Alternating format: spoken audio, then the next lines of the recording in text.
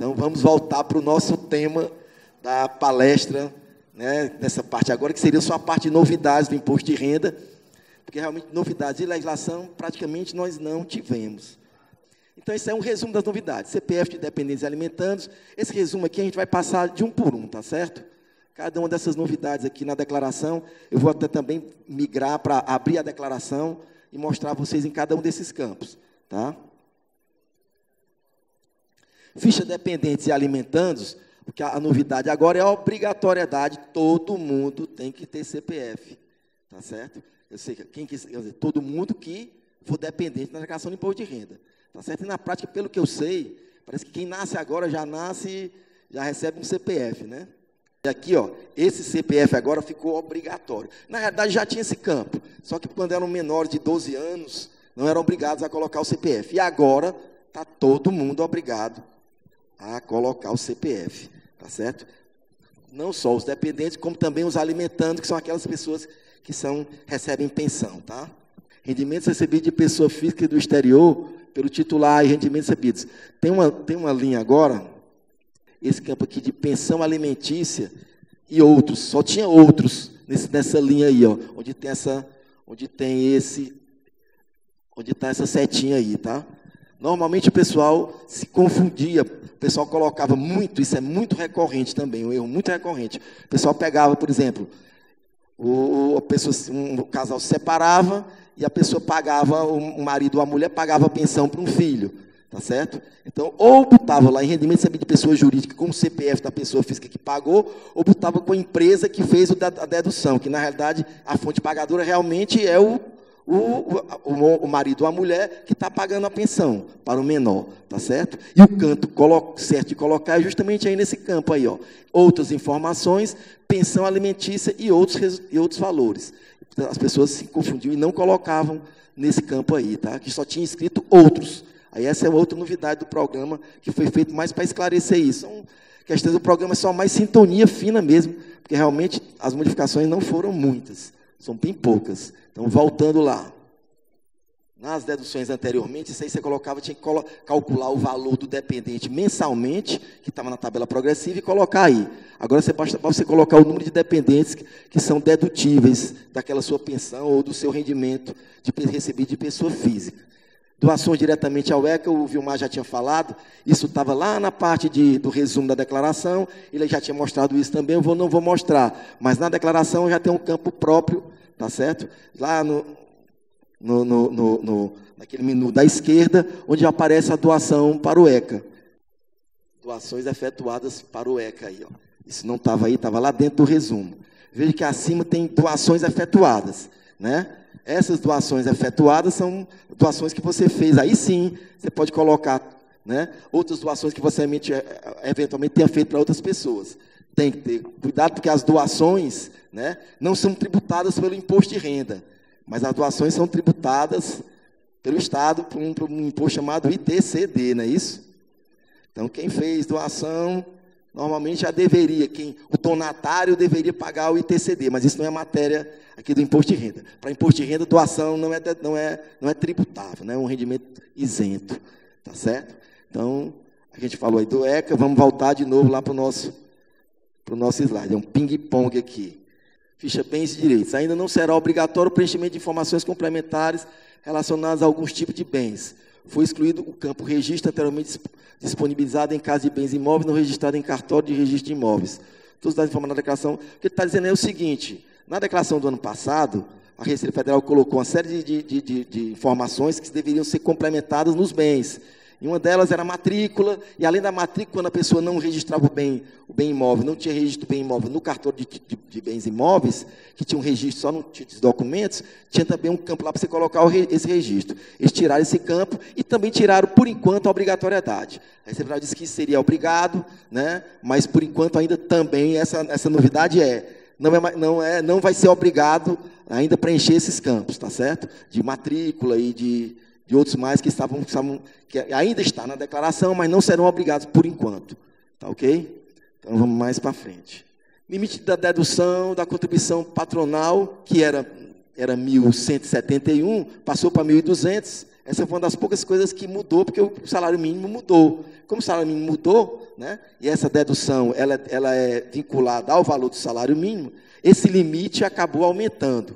O que não quer dizer que você possa usar esse valor todo. Você só pode usar esse valor de 1.200 se você tiver pago todas as 12 contribuições, né, do ano, a do ano anterior, e tenha também pago o 13º salário antecipado. Só nessa situação é que é possível você usar esses 1.200. Tá? O mais comum é não ser isso tudo. É ser realmente só o referente a dezembro do ano anterior, que você paga em janeiro, né, até novembro, tá? Mais o 13º do ano anterior também, que essa conta é que sai, né, que é um pouco menos do que isso aqui.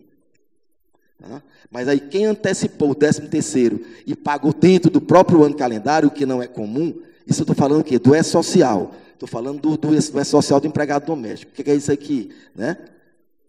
Isso daqui é aquele rendimento que quem tem empregado doméstico, hoje em dia tem que fazer o quê? O E-Social do empregado doméstico, né?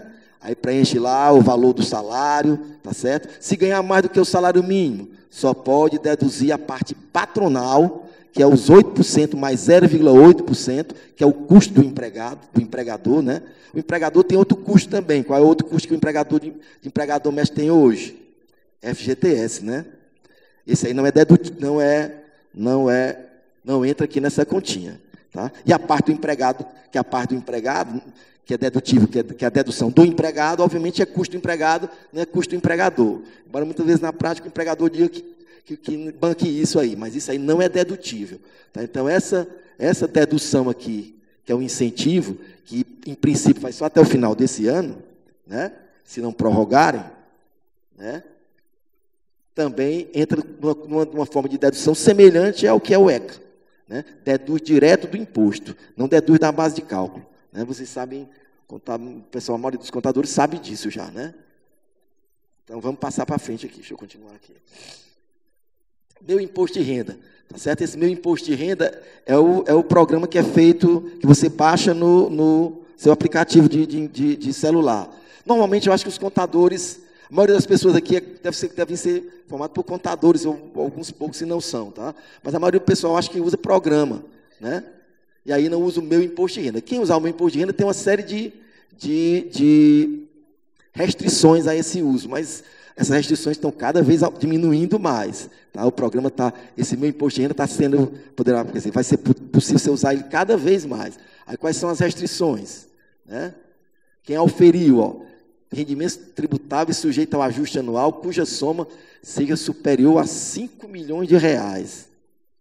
Né? Sujeitos a tributação exclusiva, 5 milhões, isentos, 5 milhões, realizaram pagamentos acima de 5 milhões, ou seja, são valores bastante expressivos. Pouquíssimas pessoas não poderão fazer o meu imposto de renda, mas tem, aí eu aqui botei que não é novidade, tá? Porque a novidade foi essa aí que eu mostrei anteriormente. Tá? Não existia essa limitação antes. As limitações que existiam eram essas daqui, ó, que eu até botei, não é novidade.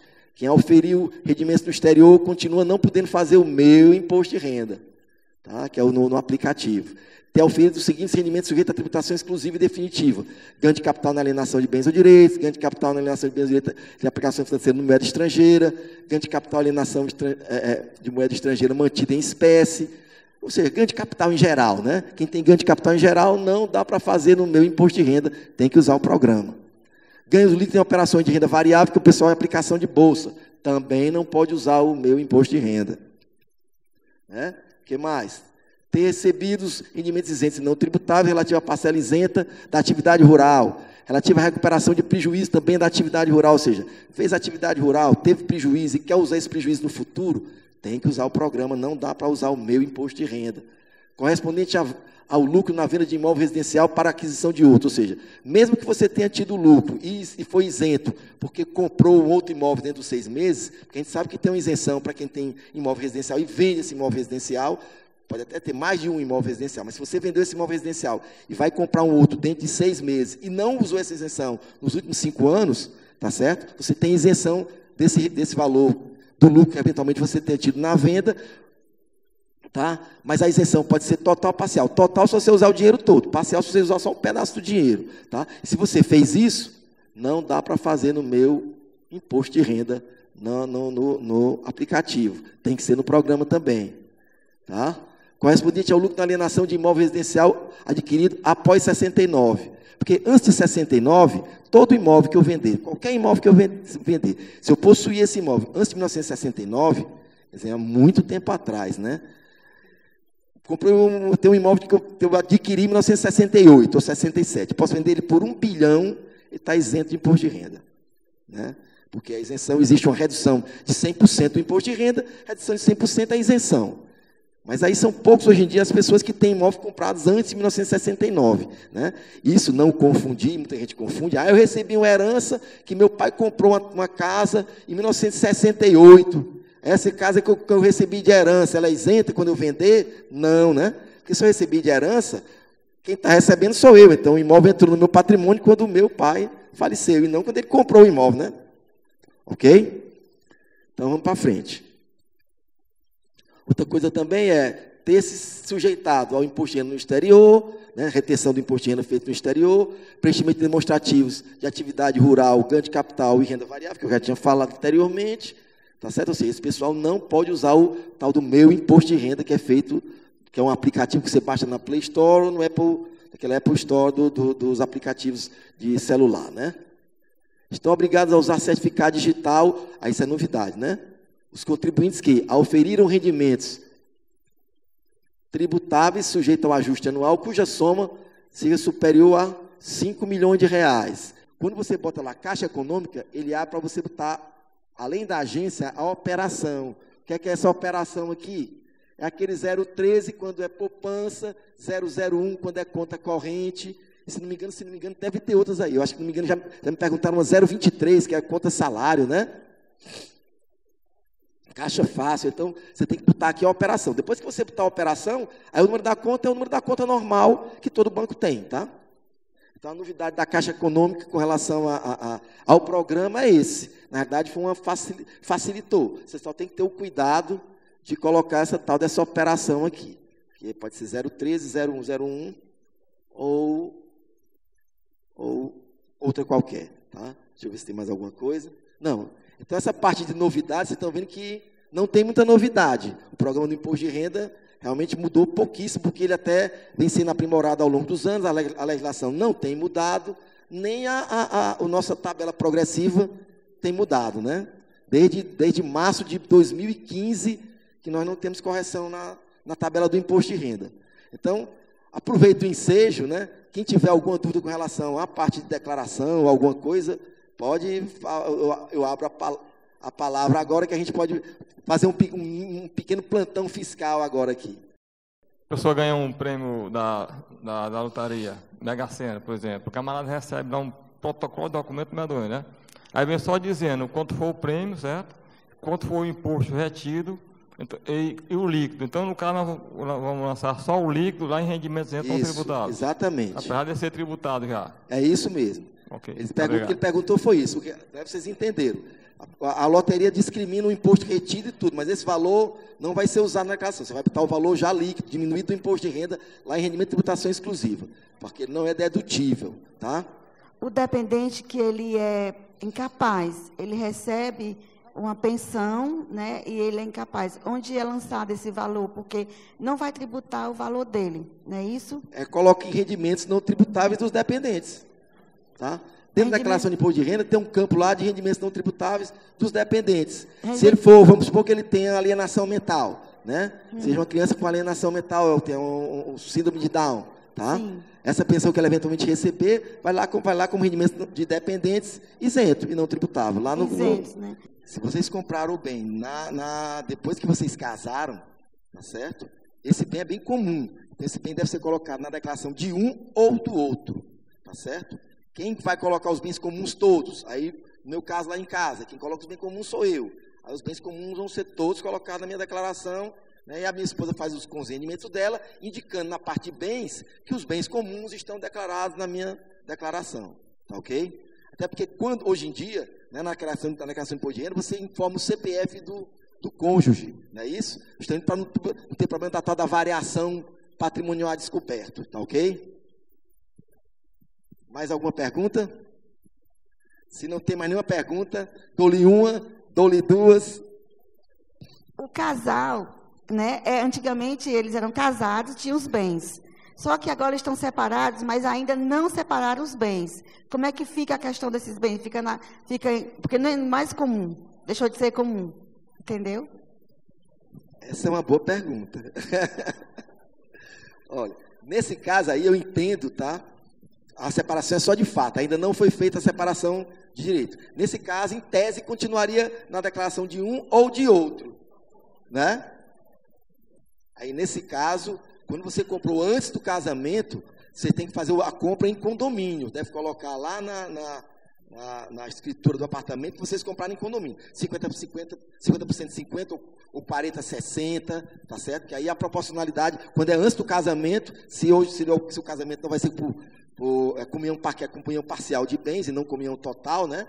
Aí só os bens que serão comuns serão só depois do casamento. Então, os bens havidos antes serão, se forem comprados junto, tem que ser feito com a compra em condomínio. Aí cada um compra o seu percentual. Pode ser 50-50, 40-60, 30-70.